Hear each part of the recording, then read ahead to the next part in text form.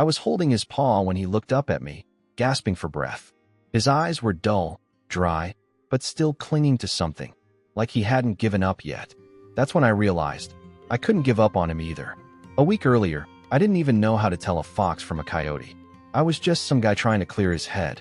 After getting laid off from a job I'd held for 8 years, I packed up, left the city behind, and rented an old forest cabin in northern Idaho. No reception, no neighbors, just me and the trees. I thought it'd be a peaceful reset. I had no idea what was waiting for me. The cabin was decent, small, quiet, with a creaky front porch and a narrow dirt road leading up to it. I spent the first few days chopping wood, making instant coffee, and reading an old survival guide I'd found in the pantry. It was the kind of boredom I craved. The nights were colder than I expected, even for early spring. I slept with 2 blankets and still woke up shivering. The firewood didn't last long, and every morning I had to hike down behind the cabin to collect more. It became part of my daily routine. Until that morning, I was about to step into my car to drive down to the ranger station. I'd run out of propane when I noticed something near the left front tire. At first, I thought it was a lump of fur, maybe a dead raccoon. But as I got closer, I saw it shift. Then I saw the eyes. A bear cub, skinny, trembling, covered in dirt and what looked like dried blood. His ribs were showing. He didn't growl, didn't move, just looked at me, then slumped forward. I froze. You grow up thinking wild animals will attack you if you get too close. But this one didn't even flinch. My instincts screamed at me to back away, but another part of me, something deeper, told me to stay. I bent down slowly, hands open. "Hey there," I whispered. No response. He was barely breathing. His tongue was dry and cracked. I could see a gash on his hind leg, caked in dirt. Okay, I'm gonna help you." I rushed back into the cabin, grabbed a clean towel, my water bottle, and the only thing I had close to food, some peanut butter and 2 apples. When I came back out, he hadn't moved. I poured a bit of water into the cap and nudged it toward his mouth. He didn't drink, so I gently lifted his head and tilted the cap. A few drops went in. He twitched. "That's it, buddy. That's it." I cleaned the wound as best I could, wrapping it lightly in the towel. He whimpered once, barely. I looked around. The woods were silent. No rustling. No other bear in sight. That was the worst part. I didn't know if his mother was dead or nearby watching me. I kept glancing over my shoulder every few seconds. I placed him in the shade near the porch, just out of the sun. Then I ran inside and dug through the emergency radio kit that came with the cabin. Miraculously, the old satellite beacon was still functional. I turned it on and triggered the emergency ping. 1 bar. But maybe it'd be enough. While I waited, I paced. I couldn't sit still. I kept checking on him, giving him water, mashing up apples into pulp. He barely reacted. Around noon, he managed to raise his head and look straight at me. His eyes were cloudy but locked onto mine. It felt like a plea. I sat beside him and just talked. Told him about the job I lost, about my apartment back in Spokane, about how I didn't know what I was doing out here. Said stupid things like, "I know you probably don't understand English, but I really need you to fight right now." His palm moved a little, just enough to touch my boot. It wrecked me. I had no clue if I was doing more harm than good. Maybe I should have just waited for help. But every hour that passed felt like a lifetime, and doing nothing wasn't an option. By mid-afternoon, I was pacing. I kept scanning the tree line. I knew grizzlies roamed this part of the forest, and if this cub had a mother still alive, she'd be hunting me for being this close. But nothing came. I grabbed my camping tarp and rigged up a small shelter next to the porch, just to give him more shade. I even brought out a pillow from inside, though it smelled like old coffee and pine cleaner. "You're probably used to moss and tree roots, huh?" I muttered. He didn't answer, obviously, but at one point, I thought I saw his ears twitch. I stayed beside him. I even skipped dinner. I didn't want to leave him alone. Around 5 in the evening, the satellite beacon beeped. A green flash, then a voice. "Rescue en route. ETA 1 hour. Prepare landing zone." I ran around like a madman. I cleared sticks, kicked rocks, moved the firewood pile back. I waved a red shirt on a branch, hoping they'd spot the place easily. In the meantime, I tried to keep him awake. I gently stroked behind his ears, whispered encouragement, tried to get him to lick more water from the cap. He responded so faintly it broke my heart. Finally, I heard it, a low hum. Then the chopper. I ran out to the clearing, waving my arms like a lunatic.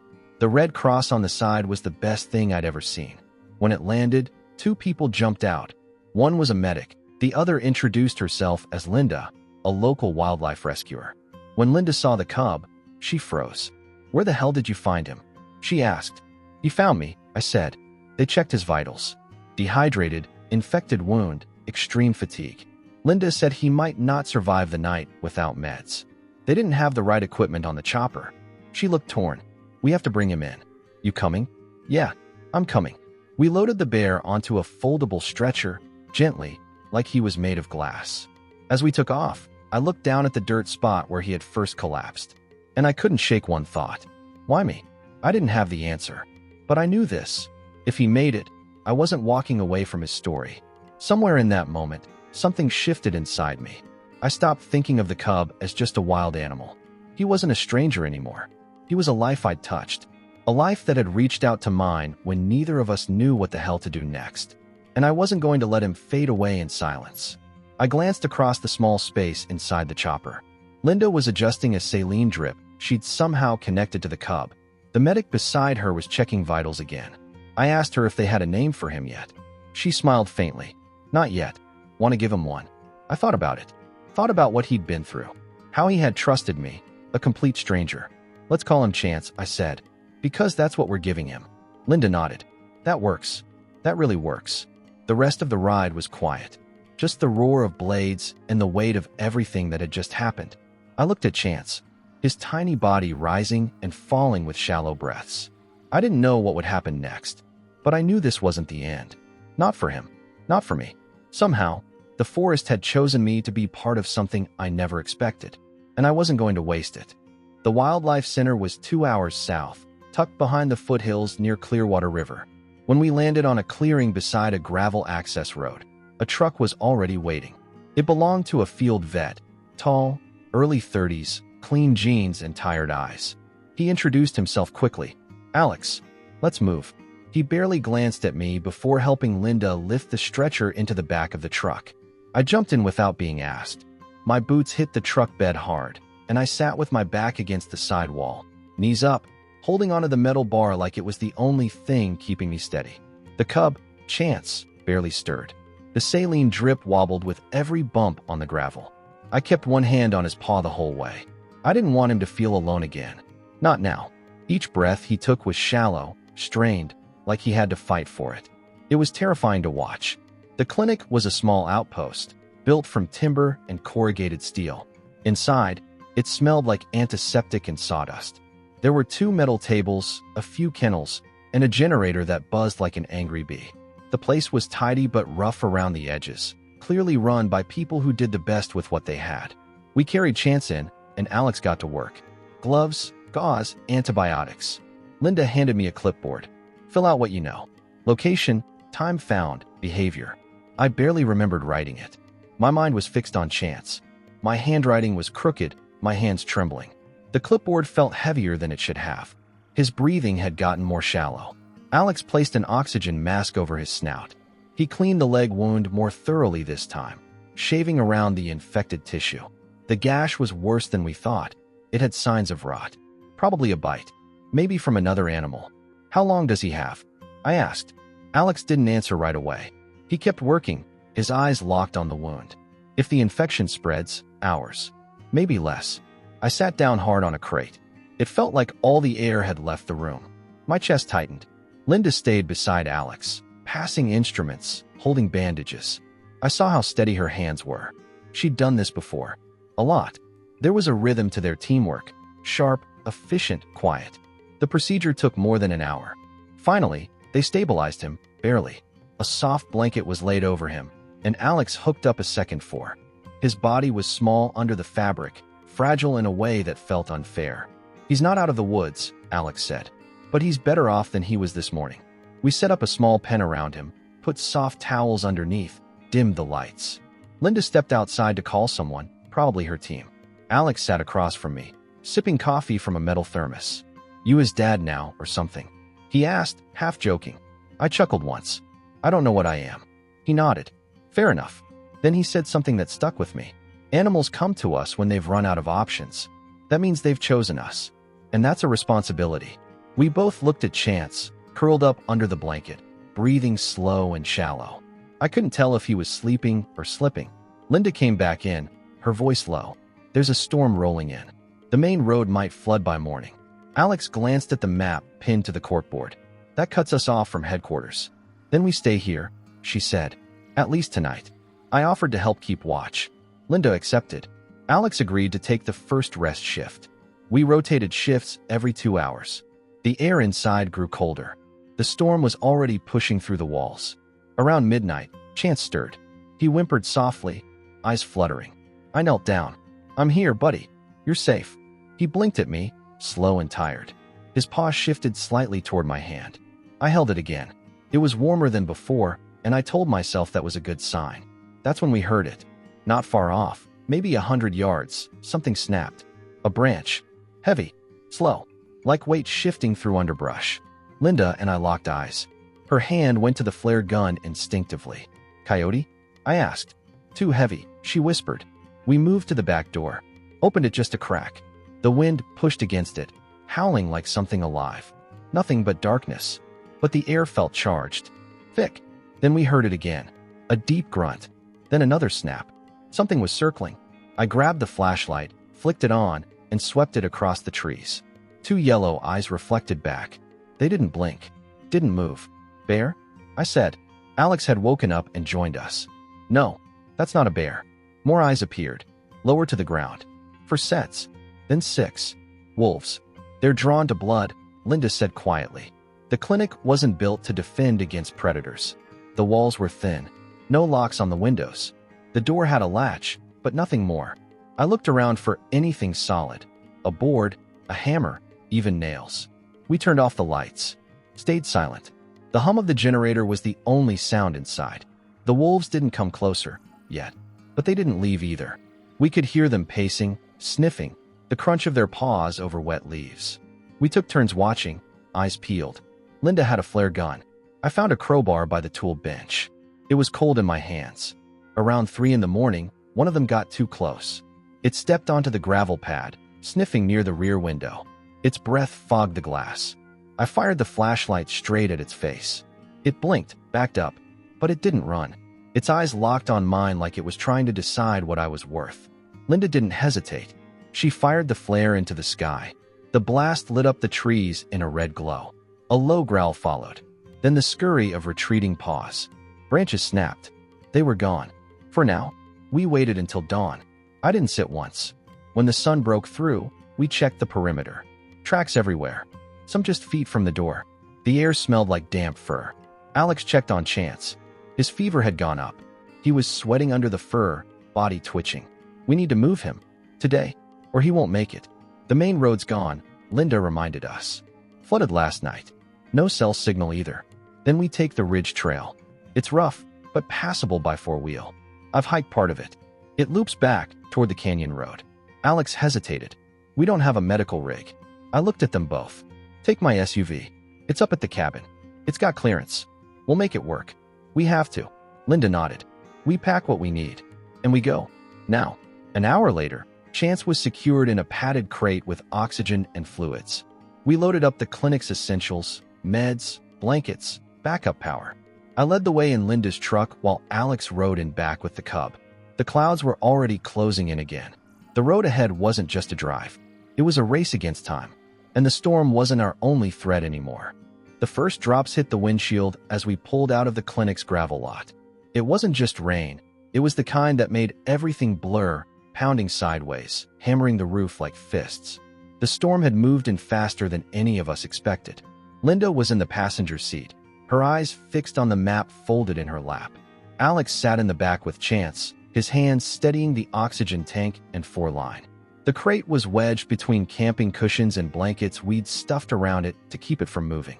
We hadn't gone 2 miles before the radio crackled. Choppers grounded, a voice said through static. Storm's thick as soup out here. Visibility near 0. Linda grabbed the mic. Copy that. We're en route by land, heading north through Ridge Trail. The reply came after a pause. Tell your driver to be careful. There's reports of flooding near mile marker 8. The line went dead. Linda exhaled hard. Well, that settles that, I said. No flying out. She gave a tight nod. Even if they could fly, no one's landing in this weather. We're it. I gripped the wheel tighter. The dirt path was already turning into sludge. My SUV was built for off-road, but I'd never tested it like this. Every bump made the crate shift slightly, and I kept glancing in the rearview mirror. Still with us. I called back. Alex looked down at Chance. Still breathing. Barely. Time was against us. The ridge trail cut through a low valley before climbing steep hillsides covered in cedar and pine. The runoff from the storm turned the trail into a shallow stream. Every dip became a hazard. At one point, a fallen tree blocked the road entirely. I stopped. Linda and I got out, rain soaking us in seconds. Together we dragged the wet, heavy log to the side, our boots slipping in the mud. Back in the car, we didn't speak. The silence was too thick. After another mile, the trail narrowed to a single lane of jagged rock and wet leaves. I slowed to a crawl. Each twist around the mountain felt like a gamble. I think he's spiking again, Alex said suddenly. Fever? Yeah. He's shivering now. Heart rate's up. Linda passed back a thermal blanket. Alex wrapped it over Chance's crate. Keep talking to him, she said. Voice helps stabilize trauma response. So I talked. I told Chance about my first dog, about the terrible haircut I got in 3rd grade, about the time I got lost in a shopping mall for 3 hours. I don't know if any of it made sense, but I kept my voice calm. A branch scraped across the roof like claws. The road curved sharply right, and for a moment, we were riding along the edge of a drop-off. My knuckles went white on the steering wheel. We're almost to the service bridge, Linda said. Another mile. But another mile in this weather could be an hour. A sudden thud from the back. What was that? I asked. Alex didn't answer right away. Then I heard it. A whimper. Chance. I think he's seizing, Alex said. I pulled over hard, nearly into a ditch. Linda was already climbing into the back. Alex opened the crate door, gently cradling Chance's head. His body was convulsing, mouth slightly open, foam at the edge of his lips. Hold him. Hold him still. Linda injected something into the foreline. She didn't even flinch. Seconds passed like hours. Then Chance's limbs relaxed. His eyes closed, breath shallow. He's stable, but he won't take another one of those. I didn't wait. We were moving again. The bridge appeared like a ghost through the fog, an old wooden structure spanning a ravine. It looked sturdy enough, but the boards groaned as I eased the SUV onto it. Halfway across, a loud crack. Don't stop, Linda barked. I pushed forward. One board gave out beneath the rear tire. The SUV dipped, but didn't fall through. We made it. On the other side, the road opened up again. Gravel turned to pavement. The trees thinned. We were close. We've got signal, Alex shouted. His phone lit up. Bars. Linda dialed. We're 20 minutes out. Prep the intake room. He's in critical condition. 20 minutes. The longest stretch of my life. Chance didn't move, but his chest still rose and fell. I reached back and laid my hand on the crate. We're almost there, buddy. Just a little longer. I meant it for him, but I was talking to myself too. We made it just as the sky began to clear. A team of staff rushed out as we pulled into the main lot of the Regional Wildlife Rehabilitation Center. They had a proper intake room, stainless steel counters, medical gear humming and blinking with purpose. It felt more like a human emergency room than a place for animals. Alex and Linda worked alongside the clinic staff for over an hour. They ran blood tests, cleaned the wound again, and gave him another injection to stabilize his fever. I stayed outside, staring at the wall, soaked and silent. When Linda finally came out, her face said enough. He's not out of danger, she said. But he made it. And that's more than I thought possible when I first saw him. They kept Chance in isolation for several days. I wasn't allowed to visit at first. He needed silence, rest, monitoring. Every morning I called. Every time, Linda or someone from the clinic gave me a short update. Slight improvement. Still critical. Breathing steadier. Then, he stood on his own this morning. And a few days later, he took food from my hand. I drove back to the city eventually. Work was still gone. Life was still messy. But every night, I thought about him. About that morning in the rain, the cracked voice on the radio, the feel of his paw in my hand. 3 weeks later, the sky over the valley was soft with early summer light. I drove alone this time, back along the paved road that curved into the wildlife center. The storm damage had long since been cleared. Grass had regrown in the muddy shoulders. I hadn't planned on returning. but something pulled me back. When I stepped into the fenced clearing behind the building, Linda was waiting. "He's out there," she said, pointing to the open space between trees. "We've kept him isolated from the others until his strength came back." I nodded and walked slowly across the clearing. A few birds fluttered above. The wind carried the scent of pine and wet earth. Then I saw him. Larger now, stronger, his coat fuller, his walk steady. He was pawing at a log, sniffing the base. "Chance," I said quietly. He turned, stared. For a moment, I thought he didn't recognize me. Then, he came closer. Slow, cautious. I knelt. He reached me, sniffed my boot, then nudged my knee with his snout, and laid down, right beside me, just like he did that first morning, when he collapsed in front of the car. Except this time, he wasn't dying. He was choosing to stay.